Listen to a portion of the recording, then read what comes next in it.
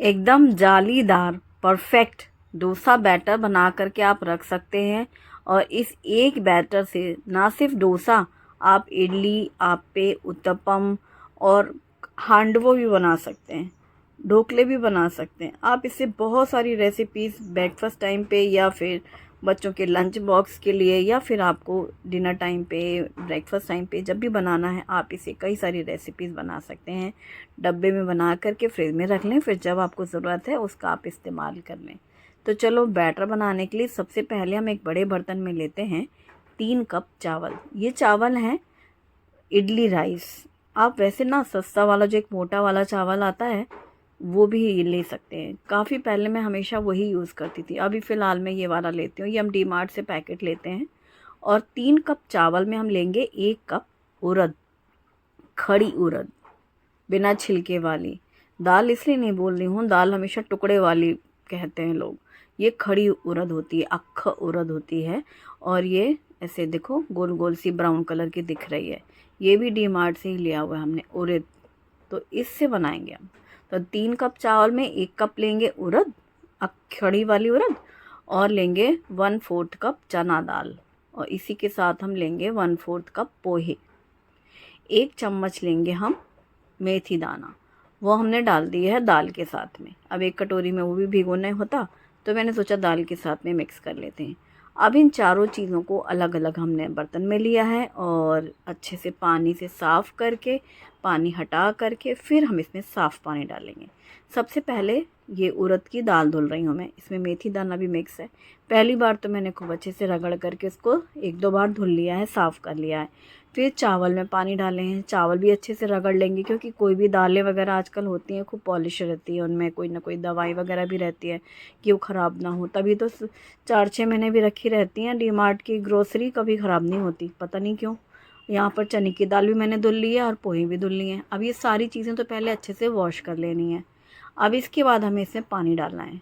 अच्छा, आप दाल में, ये चने की दाल में, पोहे में और चावल में कितना भी पानी डालो, पीसते समय आपको उस पानी का यूज़ नहीं करना है। लेकिन हाँ, एक बहुत मोस्ट इम्पॉर्टेंट टिप ये है कि जो आप उड़द की दाल में पानी डाल रहे हैं ना, वो पानी आप पीसते वक्त बैटर में ज़रूर मिक्स कर लेना। उससे ना बहुत बढ़िया परफेक्ट फर्मेंट तैयार होता है।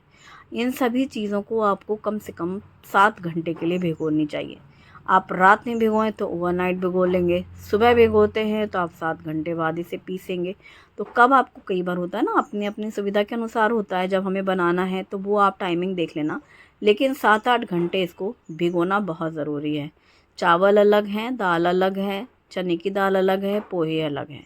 6-7 घंटे टाइम तो चाहिए ही चाहिए। मैंने इडली राइस और अक्खी उड़द ली है, जो कि मैं डी मार्ट से लेती हूँ। आप अपनी नियरेस्ट ग्रोसरी से ले सकते हैं। अगर ऐसा इडली राइस नहीं मिले तो आप, वो एक मोटा वाला चावल होता है जो काफ़ी सस्ता क्वालिटी में रहता है, और चावलों की अपेक्षा वो वाला चावल भी काफ़ी हद तक वैसा ही रहता है। अब ये सारी चीज़ें अच्छे से भीग चुकी हैं 6-7 घंटे बाद, 7-8 घंटे बाद। अब इन्हें पीसना है। सबसे पहले मैंने ग्राइंडर जार में डाली है चने की दाल। थोड़ी सी थी चने की दाल, तो मैंने सोचा इसके साथ में ही उड़द की भी थोड़ी मिक्स कर लेते हैं। उड़द और चना डाल के मैंने मिक्स करके पीसा ही था, थोड़ा फाइन पेस्ट बनाना था।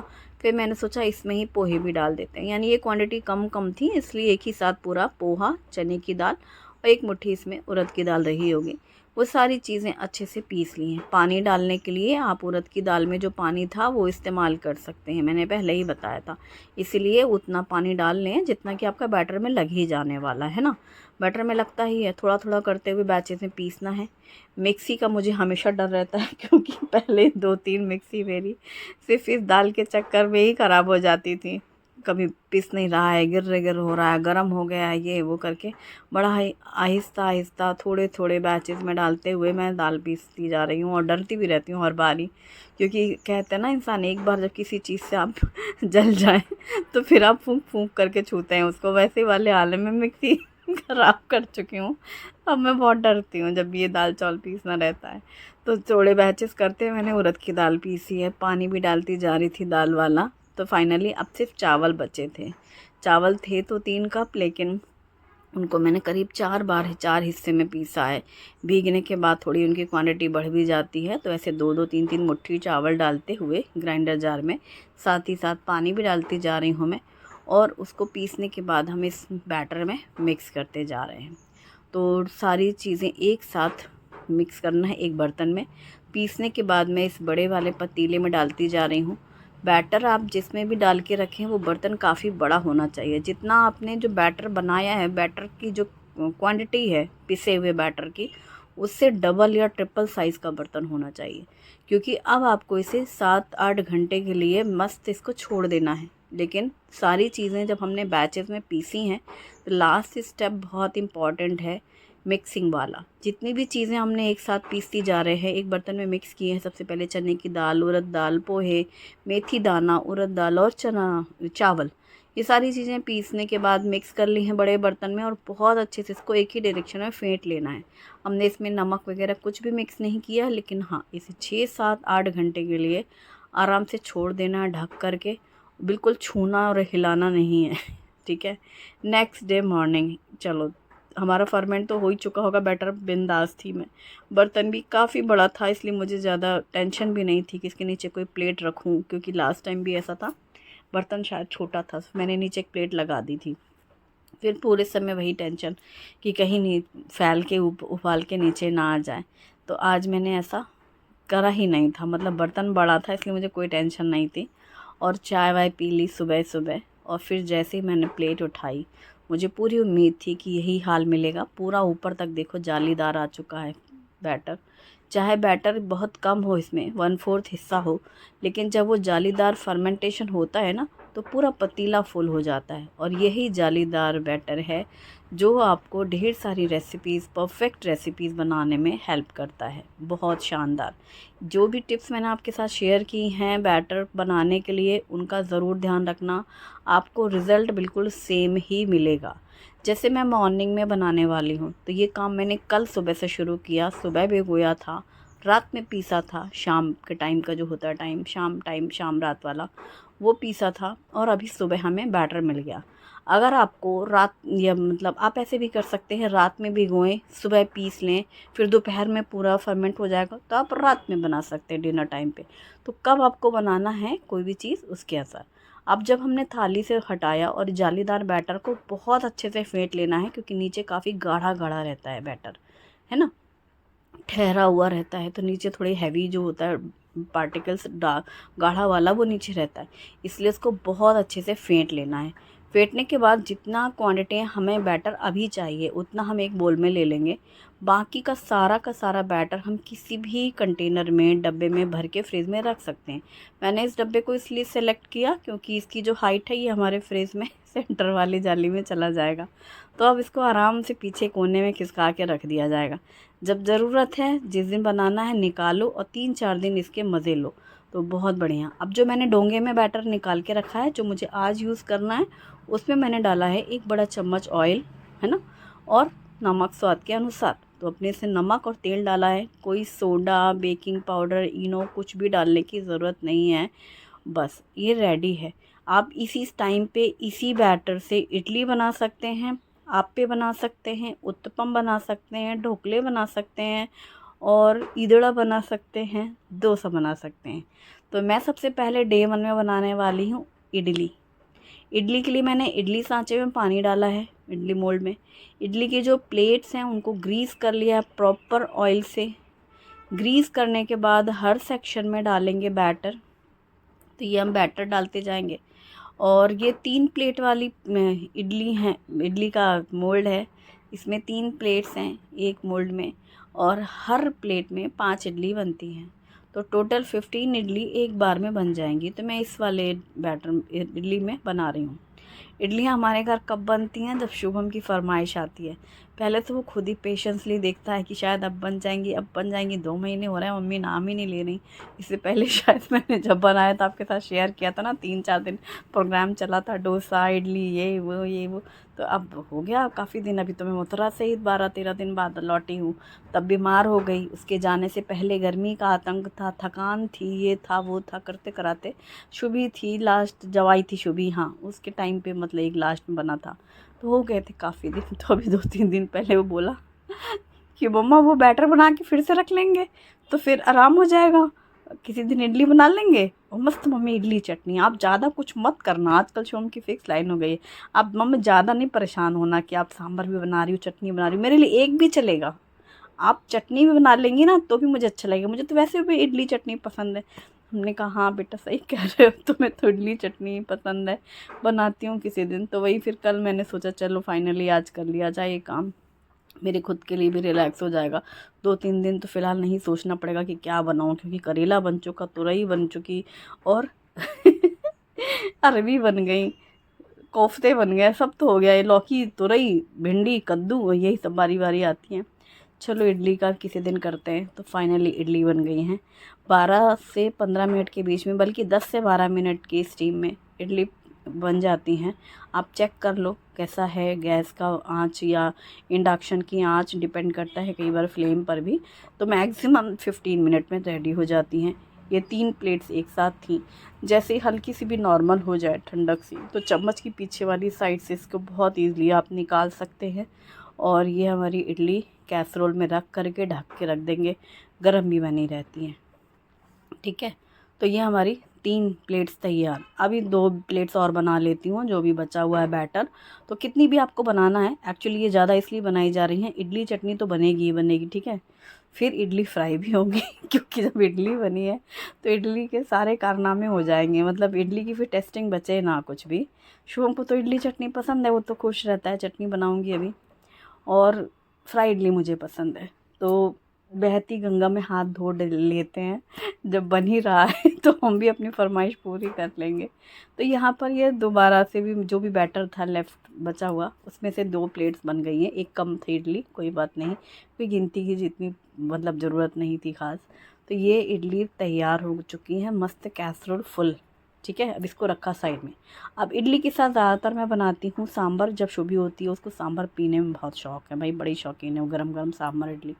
शुभम मास्टर का कहना है कि मम्मा आप ज़्यादा परेशान ना हो, क्योंकि सोचता है जितना तामझाम करेंगी मम्मी उतना ही और दिन बाद बनेगा तो इसलिए वो शायद नहीं, लेकिन उसको पसंद भी है, ये भी बात सच है, सच है। पाचोरा में जब रहते तब भी वो अक्सर टिफ़िन में एक ही डिमांड करता था, मम्मा इडली चटनी देंगी क्या उसको चटनी इडली बहुत पसंद है। तो फिर चटनी बन रही है शुभम की फेवरेट वाली शेंगदाने की चटनी। मूंगफली को यहाँ महाराष्ट्र में शेंगदाने कहते हैं। और ये चूँकि चाइल्डहुड मेमोरी है या पसंद है, चॉइस है, तो ये बचपन से ही और बच्चों के साथ रहकर शेंगदाना ही हमारे दोनों बच्चे कहते हैं। और शुभी को शेंगदाने की ड्राई चटनी बहुत पसंद है, इस कदर शौकीन है वो उसकी कि उसे कुछ भी ना दो खाने को, कुछ भी, जैसे सपोज़ वो बहुत तेज़ भूखी है, कुछ नहीं है घर में उस, तो मम्मी शेंगदाने की चटनी और रोटी है क्या, मतलब ठंडी रोटी खाने को तैयार रहेगी और शेंगदाने की चटनी, मतलब भूख में इंसान कुछ भी खा सकता है, तो वो चीज़ है। इस तरह से शुभम को ये गीली वाली चटनी पसंद है शेंगदाने की। तो इसके लिए क्या करना होता है, मूंगफली भूनी जाती हैं, फिर उसका छिलका हटा लेते हैं और फिर छिलका हटाने के बाद ग्राइंडर जार में डालते हैं ढेर सारा ताज़ा हरा धनिया फ्रेश और ग्रीन चिली, अदरक और लहसुन ये ऑप्शनल है, और इसमें जीरा डालेंगे, नमक डालेंगे और दही डालेंगे, और इसमें साथ में डालेंगे पानी। ऑप्शनल इसलिए मैंने बोला, इसमें तो मस्ट डालते हैं लहसुन और अदरक। हमारे शुभम को ना लहसुन की टेस्ट नहीं पसंद, कह रहा था लहसुन मत डालिएगा, मैंने ऐसे चुपके से डाल दिया 2-3 कली लहसुन की। उसको उसकी बहुत ही स्ट्रॉन्ग स्मेल नहीं पसंद लहसुन की, शुभम को बिल्कुल भी नहीं किसी भी चीज़ में। इसमें मैंने 1 चम्मच दालिया भी डाला है, भुना चना। आप 1 चम्मच दालिया डाल सकते हैं, या फिर आप इसमें नारियल का टुकड़ा डाल सकते हैं, कुछ भी ऐसे थोड़ा सा। और उसके पानी डाल करके दही डाल करके फेंट लिया था, आधा कप दही था और आधा कप पानी। कितनी पतली करनी है वो क्वांटिटी आप देख लो, एकदम फाइन पीसना, ये जितनी बारीक पीसेगी उतना बेहतरीन सा टेस्ट आएगा। दही खट्टी ना हो, इस बात का बहुत ध्यान रखना। अब मूंगफली का तेल गरम किया तड़के पैन में, इसमें डाला राई, करी पत्ता, लाल सूखी मिर्ची और थोड़ी सी मिर्ची पाउडर कलर के लिए, और इस तड़के हींग भी डालिए, हाँ हींग, राई, करी पत्ता, लाल सूखी मिर्ची और मिर्ची पाउडर। तड़के को डाल दिया चटनी में और मिक्स कर दिया। और ये रेसिपी मैं आपके साथ बहुत बार शेयर कर चुकी हूँ। आप इसे मूंगफली की चटनी कह सकते हैं या फिर शेंगदाने की चटनी कह सकते हैं, पीनट चटनी भी सर्च कर सकते हैं। सर्च करने के लिए बहुत सारे नाम होंगे, जो जिस नाम से पुकारता है उसी नाम से इसे सर्च करता है, कोई भी रेसिपी है। और ये है सिंपल और टेस्टी वाली प्लेटिंग शुभम के लिए। गर्मा गर्म इडली, साथ में चटनी, थोड़ी सी थिक थी चटनी, उसने थोड़ा सा पानी इसमें और डलवाया था ताकि वो डिप करके खाने में से ईजी रहे। अब चलो इडली फ्राई बनाते हैं, अपनी तमन्ना भी पूरी कर लेते हैं। तो उसके लिए करना क्या है, वैसे तो होता ही है, मतलब इडली जब बचती है तो हमेशा हमेशा घर में बनती है इडली फ्राई। लेकिन चूँकि अभी खाने की बात हो रही है गरम गरम में, तो मैंने क्या किया है, थोड़ी सी इडली अभी फ्रेश ही हैं, अभी ये भी नहीं कि लेफ़्ट ओवर में है, तब भी उनको ऐसे एक नाइफ़ से, एक नहीं, नाइफ़ तो एक ही होगी, मैं बोल रही थी एक नाइफ़ से नहीं, एक इडली के 4 पीसेस कट कर लेने हैं नाइफ़ से। फिर कढ़ाई में तेल गरम करेंगे, मैंने मूंगफली का तेल इस्तेमाल किया है, आप सरसों का तेल भी डाल सकते हैं, इसमें बहुत बेहतरीन लगता है। और फिर इसमें डाली है राई और हींग, करी पत्ता ढेर सारी बारीक काट करके, साथ ही मैंने यहाँ पर लेंथ वाइज ये हरी मिर्ची भी कट करके डाली है, क्योंकि साथ में साइड में फ्राई मिर्ची खाने में बहुत अच्छी लगती हैं। चुटकी भर हल्दी पाउडर डाला है ऑयल में ही, ताकि बहुत अच्छे से इसका कलर पूरी इडली में चला जाए। हमेशा ऑयल में ही हल्दी डालनी चाहिए जब आप किसी चीज़ में से मिक्स करने वाले हैं, जिससे प्रॉपर कलर पूरा अच्छे से इवन फैलता है। नमक हल्का सा डाला है, हालांकि बैटर में नमक डाला ही था हमने, और इसको मिक्स करके भून लेंगे तेल के साथ में। करी पत्ता और राई का ही पूरा मैजिक होता है इसमें, लेकिन मैजिक मसाले के लिए इसमें थोड़ा सा मैगी मसाला भी डाला गया है, थोड़ी सी रेड चिली पाउडर स्प्रिंकल की है, और हल्का सा नमक डालना था। अब अच्छे से मिक्स करते हुए हौले हौले पलटना है इनको, ताकि टूटे बिखरे नहीं, क्योंकि अभी ये गर्म वाली इडली थी। ठंडी हो जाती है तो इडली थोड़ी सी हार्ड हो जाती है, बट बहुत ही अच्छे से वो पूरी फ्राई हो चुकी थी। हमेशा किसी हैवी कढ़ाई का इस्तेमाल करना इस तरह की इडली फ्राई करने के लिए, जिससे आपको लेस ऑयल में भी वो कढ़ाई जब हीट होगी ना, तो आपकी इडली भी बहुत क्रंच क्रंच सी फ्राई होगी, क्रिस्पी सी। तो ये बात का ध्यान रखना। और फिर लास्ट में इसमें हरा धनिया तो डालना ही है, बिना पूछे ही ऐसे छिड़क के डाल देना, और गर्मा गर्म ये इडली तैयार। बहुत छोटे बच्चे, उनको केचप के साथ ये बहुत अच्छी लगती हैं। अक्सर जब हमारे घर डिनर टाइम पे डोसा या इडली बनता था पहले, जब पूरी फैमिली एक साथ होती थी एक ही टाइम पर, और शुभी भी थी जब, तो फिर बच जाती थी जो इडली, तो नेक्स्ट डे बच्चों का लंच बॉक्स फिक्स होता था। फिक्स मतलब फिक्स, क्योंकि फ्रिज में रख दो या बाहर रखो, ठंडी हो जाती थी, हार्ड हो जाती थी रात की इडली, तो सुबह तो वैसे भी कड़क कड़क लगेंगी। तो इस बहाने वो थोड़ी सॉफ्ट भी हो जाती हैं, फ्राई होने के बाद हल्की सी मतलब गर्म हो जाती हैं वो, और चटनी बन जाती थी सुबह सुबह। तो फिर इडली चटनी का नाश्ता होता था, बच्चों का लंच बॉक्स होता था, और ये बहुत टेस्टी लगता है। आज का वीडियो कैसा लगा मुझे कमेंट्स में ज़रूर बताइएगा, पसंद आए तो लाइक ज़रूर करिएगा। Thanks for watching, bye bye.